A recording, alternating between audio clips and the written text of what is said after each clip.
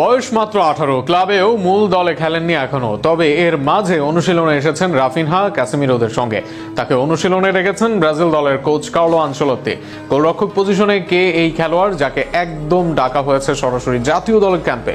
এই তরুণ গোলরক্ষককে নিয়ে বিস্তারিত থাকছে প্রতিবেদন। একজন তরুণ গোলরক্ষক যাকে স্বয়ং কোচ আনচেলত্তি ডেকেছেন, 18 বছরের গোলরক্ষক লিও নানেত্তি লোপেজ, যিনি অনুশীলন করছেন অ্যালিসন বেকারদের মতো গোলরক্ষকদের সাথে। কিন্তু কে এই লোপেজ, কেন অনুশীলনে তিনি? লোপেজ খেলেন ব্রাজিলের ক্লাব ফ্লামিঙ্গোর যুব দলে, এখনো মূল দলে খেলার সুযোগ মেলেনি। অনূর্ধ্ব 16-17 পেরিয়ে খেলছেন ফ্লামিঙ্গোর অনূর্ধ্ব 20 দলে। অবশ্য যতটুকু স্পটলাইট পেয়েছিলেন সেখান থেকেই এসেছে। ফ্লামিঙ্গো অনূর্ধ্ব 20 দলের হয়ে যুব ক্লাব বিশ্বকাপে খেলেন বার্সেলোনা অনূর্ধ্ব 20 দল। সেখানে বিশ্বের সেরা একাডেমির খেলোয়াড়রা হেরে যায় এক নানেত্তির কাছে। ট্রাইবিকের বার্সার খেলোয়াড়দের পেনাল্টি ফিরিয়ে দিয়ে নায়ক বনে যায় তিনি।